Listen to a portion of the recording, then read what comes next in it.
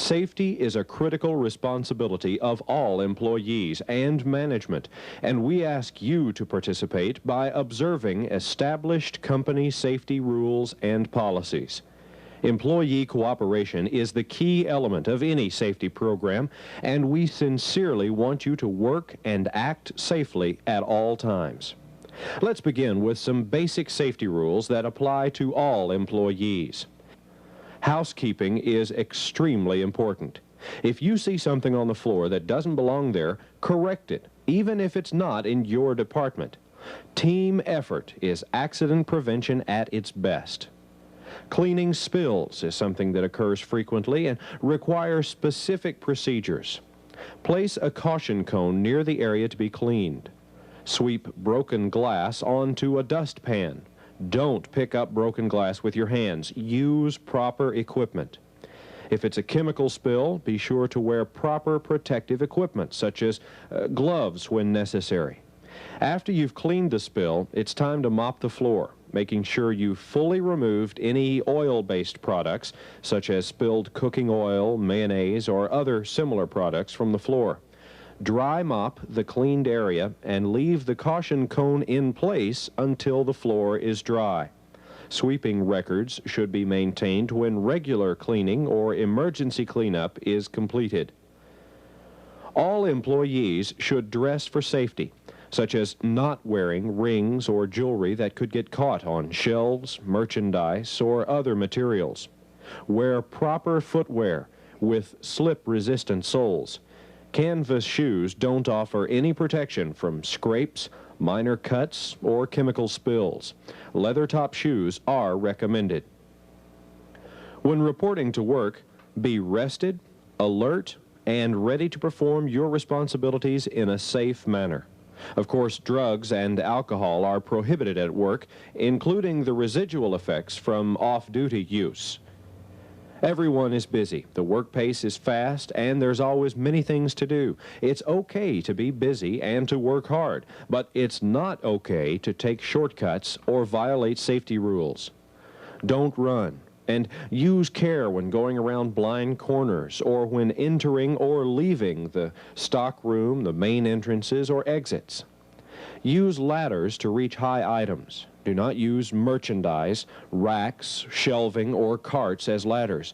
Of course, never use an aluminum or metal ladder around or near electrical equipment, and that includes the changing of light bulbs. You're also going to lift many things every day. Let's take a few minutes now to explain briefly how to prevent back injuries when lifting. Lifting safely is something that must be learned because it's not a natural way to lift. It must be learned and practiced every time you lift anything. A piece of paper, a box, anything. You've heard the advice, bend your legs when lifting. Well, that's still good advice, but in our work environment, it isn't always possible to bend your legs. The next best thing is for you to know how your back works, so you can make the judgment of how to lift safely. There are two basic areas requiring explanation. The first is your spine. The spine is composed of bones, discs, and nerves. The discs act like shock absorbers and look like soft hockey pucks. When you bend, they bend. When you apply pressure to your back, the discs absorb the pressure. The objective is to keep these discs flat against the bones for maximum flexibility and pressure absorption. When you bend your back like this, you're putting pressure on one side of the disc, and you're likely to wear out those delicate discs. That's why bending your legs keeps the discs lined properly between the bones. If you can't bend your legs, use one hand as support for your back, or use your legs as back support. The purpose of safe lifting is to protect those discs. The second area requiring attention, the muscles and ligaments which support your spine and back. Ligaments are tough bands of tissue, sort of like large rubber bands. They have some give or stretching ability, but they can tear. When you overstretch or twist your back, it's easy to tear these tissues and cause back pain. Your body replaces the damaged tissue, but prevention is better than the cure. Don't twist when lifting. Don't stretch when lifting. If you need to lift something over your head, lift the object safely, then reposition it on a table or cart and get a second lifting grip so you can lift it safely without overstretching your back and ligaments. Use a ladder or get help if possible. But if that's not available, use your own knowledge and good judgment to lift without an injury. Exercising your back before you begin work is another method of back injury prevention. Just like your automobile, your back needs to be warmed up before you use it. Now, we're not talking about a 20-minute gym workout, but a few simple exercises to warm up those muscles, ligaments, and discs. The next safety reminder relates to a very useful tool we call a finger cutter. It's really designed to cut boxes and cardboard, but it also cuts fingers, arms, hands, and other body parts. Use a sharp blade in the tool and always keep your free hand away from the cutting path of the cutter. If the cutter slips off the box, your free hand is out of the way. Don't forget to keep your legs and arms out of the cutting path also. Never leave the cutter, the blades, or cardboard debris lying around in the store aisles. Blades should not be thrown in the trash, but placed in proper disposal containers provided for this purpose. We use powered equipment from time to time in our operations. You must be trained and authorized by the company before operating any powered equipment. And if you're not 18 years of age, you may not operate any powered equipment at any time. When using stock carts and hand trucks, inspect them before using. Report any defective equipment to management so the hazard can be corrected. Don't overload any cart or hand truck, and always push, don't pull. Use caution when pushing any cart, as small children, customers, and other employees can be injured by carts and hand trucks.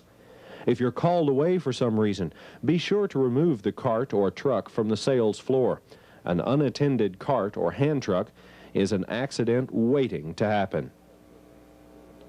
Fire prevention is another area requiring a team effort. Don't block exit doors, fire extinguishers, or electrical panels. Fire extinguishers are available throughout the workplace and should be inspected monthly to make sure they're in their proper place and fully charged. Unauthorized smoking is the primary cause of fires in supermarkets. Therefore, smoke only in authorized areas, and be sure to extinguish all smoking materials when you're finished. Never smoke on the sales floor. Electrical hazards also require special attention. Damaged or broken electrical cables, cords, receptacles, and switches are also fire and shock hazards.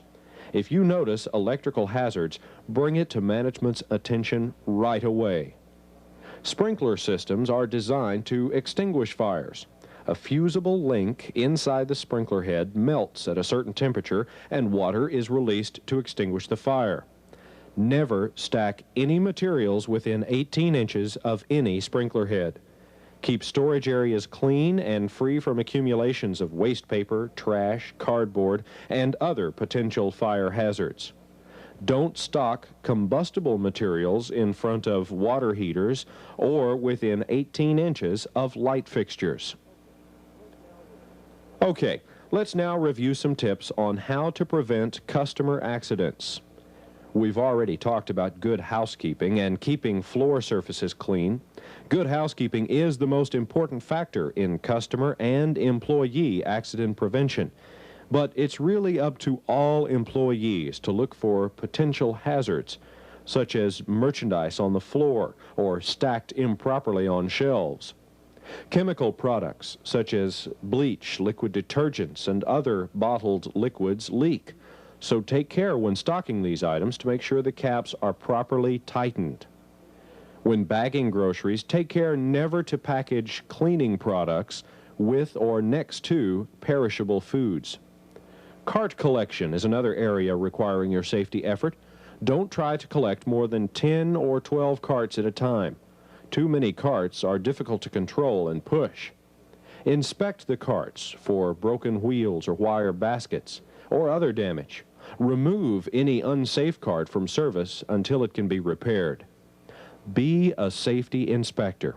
If you see a potential safety hazard, correct it immediately if you can. And if that's not possible, be sure to report it to management so it can be corrected. If you're injured on the job, immediately report the injury to management. Even if you don't think you need first aid or medical treatment, report all accidents and injuries when they occur. In the event a customer is injured or reports an injury to any employee, immediately notify management. Management should handle all customer complaints, accident reports, and customer injuries. Be polite and cooperative, but let management handle all customer inquiries or injuries. Safety is nothing more than taking the time to think about safety, following company safety rules, and using good judgment. Safety is an individual responsibility, but it also requires a team effort. You're an important part of the team, and we ask that you give your full support to safety. We couldn't possibly cover all safety rules in this short program, but it's a beginning. The more experience and training you receive, the more you'll become aware of accident prevention. Safety should become a habit because you're worth it. Thank you.